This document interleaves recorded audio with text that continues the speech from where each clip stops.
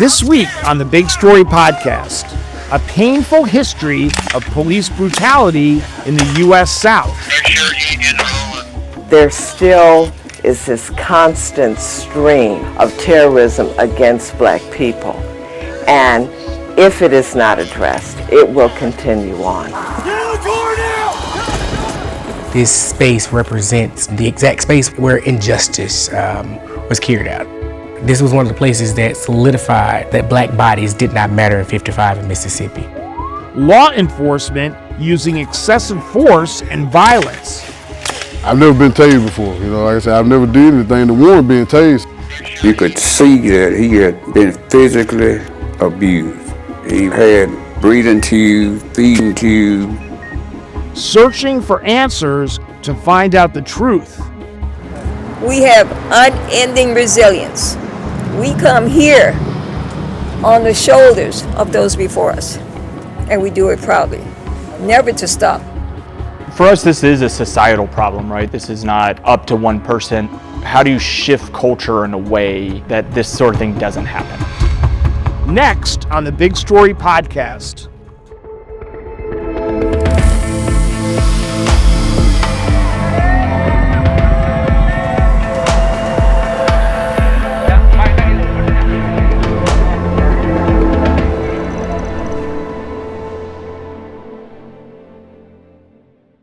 Hi, I'm Joe Zarinko, a producer here at Big Story. Racial tensions have always been an undercurrent throughout U.S. history, often erupting into violence. In Louisiana, a police chase ends with the death of an unarmed black man. In Mississippi, two men, also African American, are subjected to torture and abuse by an infamous group of policemen who would eventually face justice for multiple hate crimes. In each of these cases, the victims' families' quest for the truth and justice was instrumental in unearthing clues as to what really happened, in stark contrast with the role of law enforcement officers. Correspondent Dan Williams spent long hours gathering the information to compile the stories you are about to hear. But before, a word of caution, as the details are not suitable for all audiences and include acts of violence that could disturb listeners. This episode of the Big Story Podcast is called Red Light: Racial Violence in the U.S. South. The Equal Justice Initiative found white Southerners lynched nearly 4,000 black men and women and children between 1877 and 1950. Nearly 700 of those lynchings were previously unaccounted for.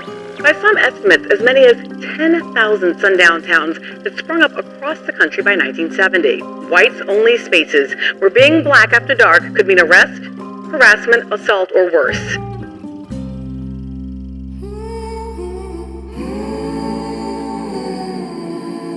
We start in Sumner, Mississippi, where the brutal lynching of a black boy named Emmett Till went unpunished by a court of law in 1955. 70 years later, the site is a museum where the past is revisited and justice is better served. The Emmett Till Interpretive Center. Let's hear from our reporter, Dan Williams. It was in this courtroom in 1955 that an all-white jury acquitted two white men for the murder of Emmett Till, a black 14-year-old boy. Till was buying candy in a nearby town of Money. The white storekeeper, Caroline Bryant, accused Till of whistling at her. Her husband, Roy Bryant, and his half-brother, John Milam, abducted Till, pistol-whipped him, gouged out his eye, and shot him. They dumped his body in the Tallahatchie River. The pair later confessed to the killing in a magazine interview. Jermarlius Rushing is the youth coordinator of the Interpretive Center. This space represents the exact space where injustice was carried out. This was one of the places that solidified that black bodies did not matter in 55 in Mississippi. It was not just the brutality of the murder, but it was the denial of justice here in this courtroom, under a banner of justice. His mother demanded that she see his body. When she saw his body, she demanded that the world see what had happened to her baby down in Mississippi. And so she had an open casket funeral and invited those from Mississippi. She invited the world in to see at Robert's Temple what had happened to Emmett Till in Mississippi. This is Patrick Weems, the executive director of the center. For the men to not only be let go for the jury to decide not guilty, but then months later for them to just boldly confess, just kind of showed how much of a sham the justice system was in 1955. And it had these global ripples of protests from Paris to New York around, what safety is there for even a black child. Police body cam footage that shows a black man's death in custody in 2019. The video just being released, and now the death of Ronald Greene is the subject of a civil rights investigation. Yet another case involving the tragic death of an apparently unarmed black man at the hands of police. Warning, what you're about to see is very disturbing. First call I had was from my middle daughter. She called me and she said, "Mom," she said, "something happened." And I said, "What?" And she said, "Ronnie got in an accident." And before I could say anything else, she said, "He didn't make it, Mama." And my knees just went out from under me. On May 10th, 2019, Ronald Greene, a 49-year-old African American, died just outside of Monroe, Louisiana. We're hearing from his mother, Mona Harden. I have a grandson that lives there where this happened. And he was told to come and see Ronnie's body. That's when my grandson in Louisiana said, "It doesn't look right, Granny." The doctor said, "It doesn't measure up." The family says state police initially told them that Greene had died from injuries sustained when he crashed into a small tree. But it wasn't long before they began questioning the official police narrative. So this is where the ball starts rolling. We saw Ronnie's car. The car was totally intact. The back was still there. The front was not bashed in. You could see on the driver's side, front door to the passenger door, you saw where there was like scrapes. We were fighting a monster without even knowing what we were dealing with. We had no idea the ugliness behind it, how Ronnie died. We just knew it wasn't a car crash. And we were asking, well, what was the reason for y'all pulling him over? And the police said, well, it could have been anything. And we said, well, what was it? And it was left unanswered. For more than 2 years, the state police narrative around Greene's death remained largely unchallenged. But then in 2021, the body camera footage of his apprehension was leaked to the Associated Press. It told a very different story. Shortly after midnight on May 10th, a state trooper attempted to pull Greene over for an unspecified traffic violation. Greene did not stop. State troopers chased him, reaching speeds of over 185 kilometers an hour. Eventually, Greene stopped. Let me see your hands! Let me see your hands! Oh, Lord! Okay. Oh, Lord Jesus. Get out! I'm scared! Get out! Get out of the car! Get out of the car! Oh, Lord! Get out of the courthouse! Make sure you ain't getting rolling. I could see that Ronnie wasn't meant to get out of it alive. I saw that. He didn't stand a chance. In December 2022, 5 officers were indicted on state charges, ranging from negligent homicide to obstruction of justice. In April last year, the 5 officers appeared in a court in Farmerville, Louisiana, for their arraignment. All 5 officers pleaded not guilty. For the family, it was another step towards justice. We have unending resilience. We come here on the shoulders of those before us. And we do it proudly. Never to stop. Since then, charges have been dropped against 3 of the 5 officers, but the family's fight for justice continues. I pray for better days. I have much hope. I'll do this for my son till I can't no more.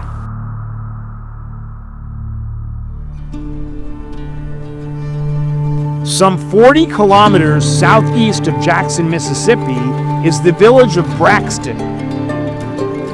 On the night of January the 24th, 2023, Michael Corey Jenkins visited his friend Eddie Terrell Parker at his home. The night would change their lives forever. A white neighbor had complained that 2 black men were staying with a white woman at this house. Shortly after, 6 white Rankin County deputies burst into the house without a warrant. This is Eddie Terrell, the owner of the house, recounting what happened.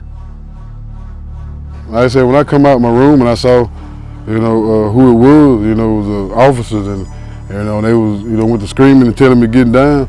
I remember, like I said, we got handcuffed off top. I mean, that was the first thing they did. It didn't sound like it was going to be a good night.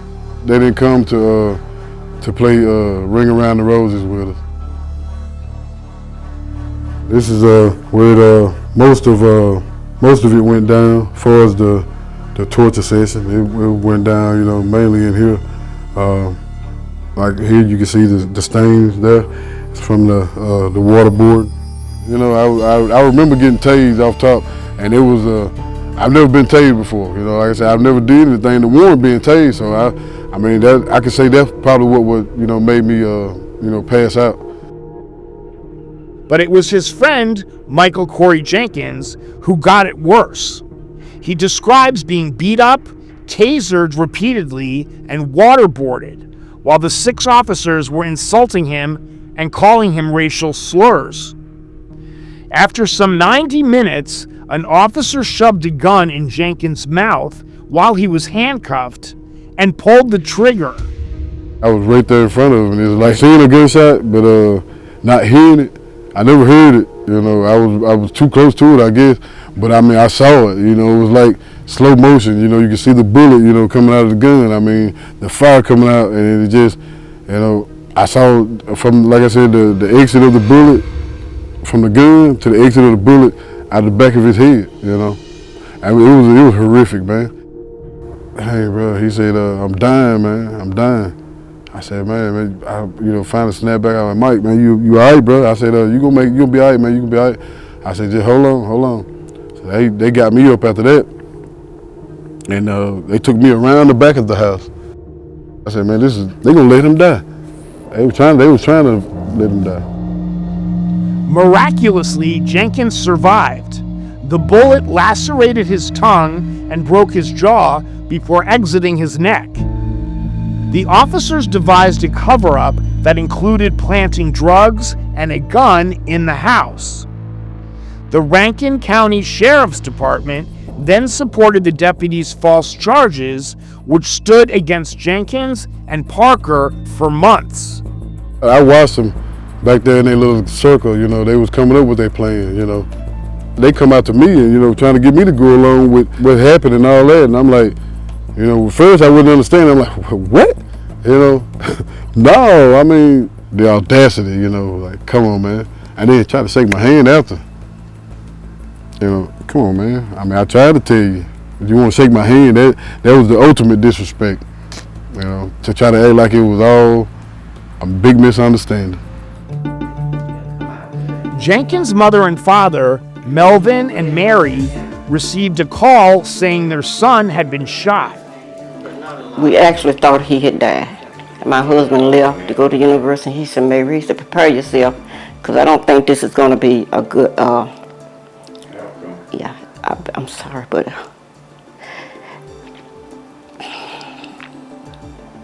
So I watched my husband leave, and I was trying to prepare myself, for him to come back and tell me Michael was dead, because they went out to the house and they saw all the blood, and that I just, and we didn't know anything. I was trying to prepare myself to never see my son again. I was scared and grateful to God that he was alive, because you could see that he had been physically abused. He had breathing tubes, feeding tubes, and just hooked up to all kind of stuff hooked up to him, and you could tell that that he had had a lot of physical abuse. When we tried to talk about it, he would just start crying, because he was trying to speak and he really couldn't speak. We had to just communicate through writing. Really hadn't given any explanation why he shot him. But the only thing they said is he bit down on the gun and the gun went off. And I was saying, how could he bite a gun? Why would he bite it? What I was asking, why is it in his mouth to start with? When we brought him home, he had to sleep with the lights on. He had to sleep in the living room. And he had to sleep with the lights. He would just wake up, sweat, his clothes would be wet. He would just wake up. And he was saying he was just reliving what happened to him. The stuff that he told me was horrific. It's stuff that, that you wouldn't think that one human would do to another human. His jaw, when he eats it, kills him. It's just pain. You'll grab his jaw and just grimace with pain when he tries to eat. His eye, he can barely see out his eye. We have to tape his eye closed because of the nerve damage on that side of the face. He can't close his eye. So every night I have to put tape on his eye to close it. Whenever he gets sit down to eat, he just sit there sometimes because he's just afraid to take that first bite because it's so painful. He just hold his jaw and just go down. So, although his scars have healed, his inner scars are still there, and they probably will be for the rest of his life.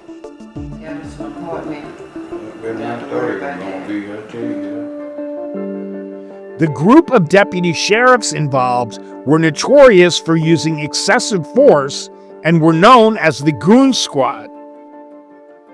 An Associated Press investigation found that several of the deputies involved were also linked with at least 4 other violent encounters with black men since 2019. The incidents left 2 dead and another with lasting injuries. In February 2023, a U.S. Justice Department probe began examining the case. And then in June, one of the officers came forward and confessed. All 6 former officers pleaded guilty to numerous acts of racially motivated, violent torture. In March 2024, a federal judge handed down prison terms to all 6 officers. The prison terms ranged from 10 to 40 years. U.S. District Judge Tom Lee called the culprits' actions despicable. Let's hear from the victim's attorney, Malik Shabazz, on the day of the sentencing. Your Honor, please take these crimes by the Goon Squad seriously. Today, the judge in this Circuit County Court has given out justice to the Rankin County Goon Squad and have brought them to justice in front of the world here today in the same location where they have harmed many people. They were brought here in prison outfits, prison uniforms, and they're all headed to jail for a long time. That's right, man. And so what happened in this courtroom today is significant. And Mississippi has spoken here. Yes, sir. This is Mississippi. Yes, sir. This has never happened in Mississippi. This is Mississippi. Justice has come in Mississippi. What has come? Justice. And when has it come? Now. Justice has come when? Now. Despite the horror, this was ultimately a fight and a victory for justice. That let me know that justice, is justice. It gave me a brightened horizon on knowing that the sun will be coming up soon. It'll be coming up in your neighborhood, also.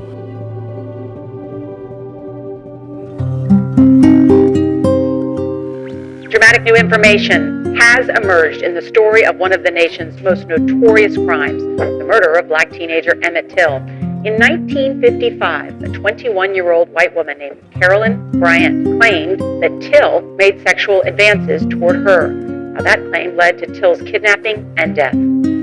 Historian Tim Tyson said the woman who made those accusations has broken her silence for the first time to recant her story. In 2007, the community of Tallahatchie County came together and made a public apology to Emmett Till's family. It was part of the town's movement towards truth and reconciliation. This is how the director of the Emmett Till Interpretive Center remembers it.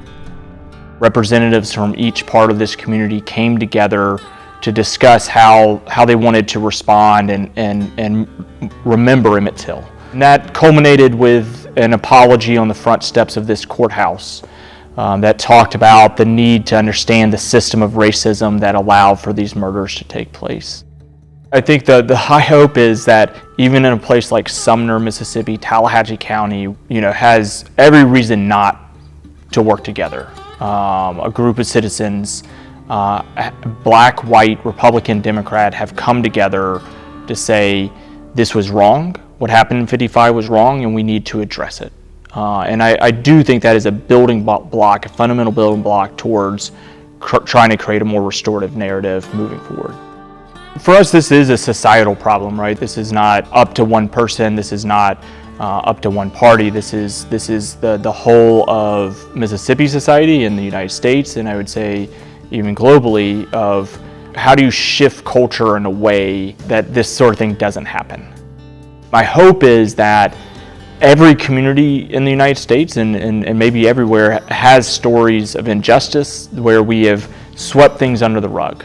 And if this community can have its own truth-telling process, how does that inspire other communities to take similar action? That's all for the Big Story podcast this week.